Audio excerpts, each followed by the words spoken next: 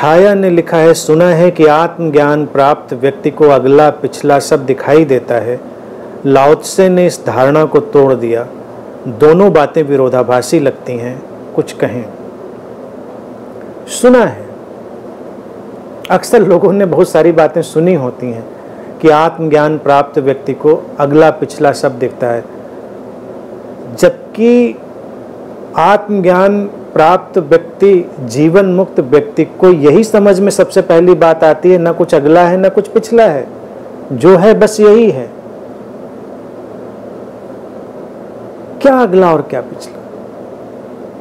जो बीत गया एक सपना, आएगा वो एक सपना, और जीने के लिए हमेशा यही क्षण, तो अगला पिछला तो कुछ नहीं।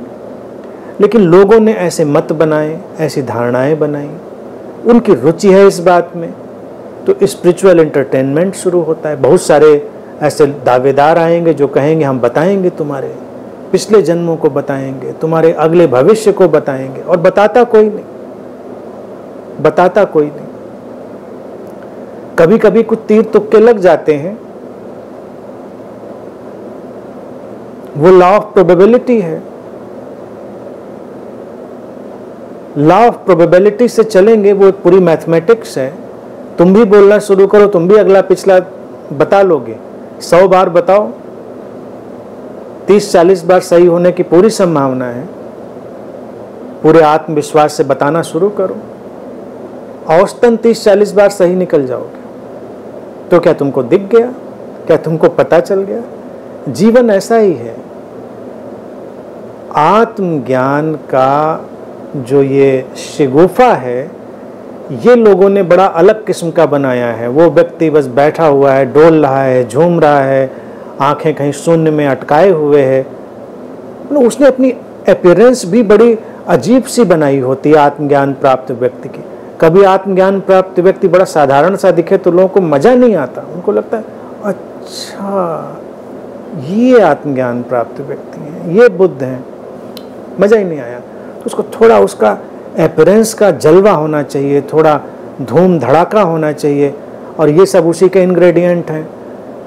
तो कई लोग जब चलते हैं उसकी तरफ तो बस सोचते हैं कि अब इसने अगला पिछला देखा, अब राडार एक्टिव हुआ। अब जैसे वो किसी कंट्रोल रूम में बैठा है, सीसीटीवी लगाए हुए, तुम एंटर कर रहे हो घर में, वहीं से बैठ के देख रहा। अब सीसीटीवी हमारे घर में लगा है मान लीजिए, तो उतना अगला पिछला तो सभी को दिखता है। और सीसीटीवी लगाए बैठ के देख रहे हैं, उसके लिए आत्मज्ञान की जरूरत नहीं है। वो तो पता है कि ठीक है अब आ रहे हैं, वहाँ एंटर किए, और अगर माइक भी अच्छे से फिट किए तो सुनाई भी दे रहा है क्या बात कर रहे हैं। तो तुम आओ, तुम्हें बताया जाएगा, अच्छा तुम जब गेट में घुसे उसके बाद तुमने उस कोने में जाके तुमने ये किया, वो क्या। अंतर्यामी है, अंतर्यामी आप। तो तुम तो सीसीटीवी से भी अंतर्यामी के झांसे में आ जाओगे, और करोगे भी क्या इस चीज का? इस चीज की उपयोगिता भी क्या है? सवाल यह है ना, इस चीज की यूटिलिटी भी क्या है? इससे ज्यादा यूजलेस तो कोई चीज नहीं है। कोई कुछ बताए कि अच्छा कल तुमने समोसा खाया था, वो खाया था तो खाया था।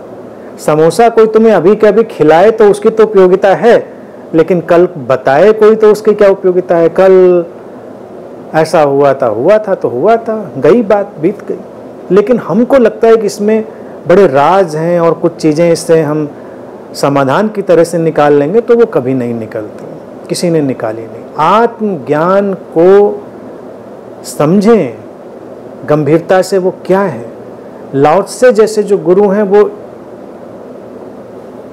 इन बातों को कभी प्रश्रय नहीं देते, वो इनसे बाहर ले जाते हैं, आगे ले जाते हैं साधकों को। इनमें जब भी कोई डालेगा तो समझ लेना भी तुम्हारे मन से खिलवाड़ कर रहा है, और जब भी तुम्हारे मन से खिलवाड़ करेगा तो एक एक्सप्लॉयटेशन का, शोषण का एक बड़ा अलग किस्म का जाल पैदा होगा।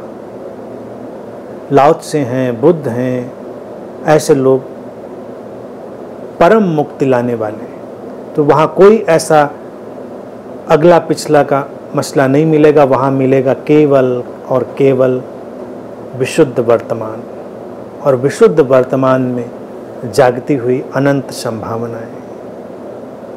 उन अनंत संभावनाओं में प्रवेश करके तुम अपने जीवन को सार्थक बना सकते हो। तो उस दृष्टि से बहुत प्रैक्टिकल होकर इन चीज़ों को देखें। आध्यात्म इम्प्रैक्टिकल नहीं है, वो बहुत प्रैक्टिकल है। अगले पिछले का एक चक्कर क्या है मैं बताऊं, ये बड़ी फ़नी सी स्टोरी हुई। एक बार मैं कहीं जा रहा था तो एक परिवार था, तो उन्होंने कार लेके आए, मुझे ले जा रहे थे। तो उन्होंने कहा ठीक है भाई। अब तो मैंने करीब करीब जाना बंद कर दिया। मैं 1 2 4 लोग हैं उनके सिवा मैं कहीं जाता नहीं। पहले अक्सर चला जाता था तमाम जगह। तो आत्मज्ञान के ऐसे ऐसे उदाहरण मेरे सामने आए तो मेरा भी आत्मज्ञान बड़ा इनरिच हुआ, जनरल नॉलेज मेरा बढ़ा कि आत्मज्ञान ये होता है। कई घटनाएं हैं। तो एक घटना में वो कार में बिठा के ले जा रहे थे और पीछे परिवार की महिलाएं बैठी थीं और बड़ा सन्नाटा कार में, सब बड़े तनाव में भरे हुए ले जा रहे हैं, ड्राइव करते हुए गुरुजी को ले जा रहे हैं।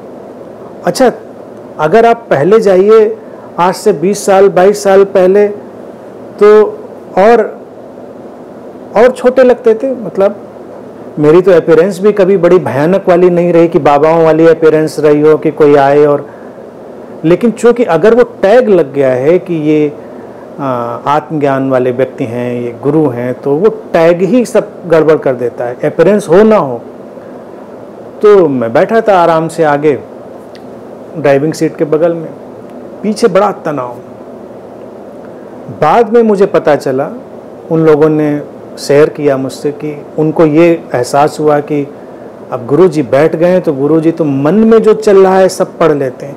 मन में कुछ उल्टा सीधा विचार ना आ जाए तो कुछ मंत्र जपते रहते हैं। अब अगर वो मन पढ़ेंगे तो मन में तो उनको गायत्री मंत्र दिखाई देगा या ओम नमः शिवाय देगा, जो भी मंत्र है। तो तनाव इसलिए व्याप्त था कार में कि वो लगातार मंत्र जप रहे हैं कि वो तो आगे बैठे मन पढ़ लेंगे, मन पढ़ लेंगे तो मन में कुछ भी चल सकता है।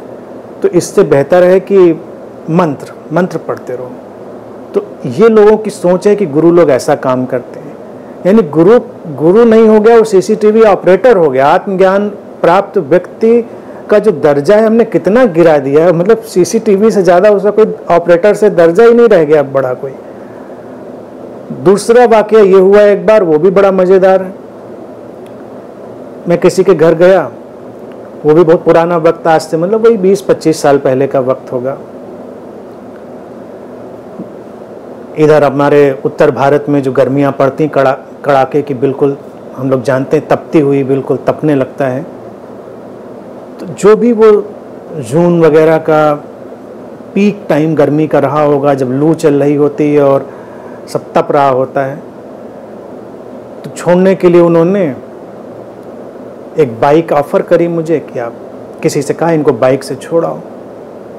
तो बाइक खड़ी हुई थी धूप में, जून की चिलकती हुई तपती धूप में, और उसकी वो जो सीट होती है वो भी उंगली लगाते ही ऐसा लग रहा था बिल्कुल तप गई है। तो जैसे मैंने उंगली लगाई और हाथ ऐसे खींच लिया, मैंने कहा बड़ी गर्म है। तो वो लोग जो मुझे छोड़ने आए थे उनके चेहरे पे बड़े निराशा, आश्चर्य और कौतूहल के भाव उपजे। अच्छा, आपको भी गर्मी लगती है? मैंने सोचा तो बड़ा मुश्किल है, मतलब तपती हुई सीट, तो पापड़ रख दीजिए वो भुन जाए, तशरीफ भी भुन जाएगी। लेकिन आत्मज्ञान प्राप्त व्यक्ति से तात्पर्य ये है कि उसको अंगारों पे बिठाल दो, तवा गरम करो, उसको बिठाल दो उसके ऊपर, और जब वो उठे तो अरे आपको भी गर्म लगता है, आप तवे पे नहीं बैठ पाते क्या? तो ये कोई आत्मज्ञान थोड़ा ही है, आत्मज्ञान का ये कोई तमाशा थोड़ा ही है। आत्मज्ञान जीवन को सरल बनाने का अल्केमी है, कीमिया है, और जितना जीवन सरल और सहज बनता है उससे ही पता चलता है कि आत्मज्ञान घटा है। जितने ज़्यादा लटके झटके हों, जितना ज़्यादा आडंबर हो, जितनी ज़्यादा चोचलेबाजी हो, जितना ज़्यादा रहस्यों चमत्कारों का दिखावा हो, ज्ञान का भी कोई दिखावा हो, तो वो आत्मज्ञान से अभी दूर होगा। लाओ त्से की क्या विशेषता थी? देखिए, जब हमने ताओ ते चिंग पे बोला तो वही तो आपने देखा ना, उससे तो बुलवाना मुश्किल, उसको पकड़ना मुश्किल, उससे पूछना मुश्किल। तुम बैठे रहो। लाओ त्से के जीवन के कई किस्से हैं, सीकर गए हैं उनके यहाँ खोजी पूछने, लाओ त्से जवाब ही नहीं देते। सब काम चल रहा है, आराम से सब व्यवस्था हो रही है, लाओ त्से को जवाब देने की कोई जल्दबाजी नहीं, क्योंकि वो कहता है जवाब आएगा, आएगा तब देंगे, नहीं आएगा तो कोई ये बना बनाया रेडीमेड आंसर थोड़ा ही है कि जवाब दे दें तुमको। तुमने अपनी प्यास से पूछा है, अस्तित्व का प्रत्युत्तर घटेगा तो घटेगा। तो ये सारी जो सहजताएं हैं ये आत्मज्ञान व्यक्ति के साथ होती हैं। बाकी ये सब जड़ताएं और मूढ़ताएं नहीं होती हैं अगले पिछले वाली, इन सबको भूल जाएं और आत्मज्ञान व्यक्ति के बारे में बस इतना ही ध्यान रखें, जब कभी तुम उसके संसर्ग में आओगे, उसके संपर्क में, तुम्हारा जीवन खिलेगा एक फूल की तरह सहज। तुम निर्भर होगे, मुक्त होगे, अपराध बोध से मुक्त होगे, अहंकार से मुक्त होगे, बोझ से मुक्त होगे। जीवन ऐसा हल्का हो जाएगा कि जैसे तैरेगा, जैसे नदी बहती है ऐसे तुम बहोगे। तुम वर्तमान में होगे, तुम्हें कोई चिंता नहीं भविष्य की, अतीत का कोई पछतावा नहीं होगा। जब तुम इतने निष्कलुष, निष्कलंक, निर्भर हो जाओ, निर्मुक्त हो जाओ, तो जानना कि तुमने किसी आत्मज्ञानी व्यक्ति का संसर्ग किया है। बाकी जितना सब है मामला वो स्पेशल इफेक्ट वाली मूवी है, और स्पेशल इफेक्ट वाली मूवी से सावधान रहना चाहिए।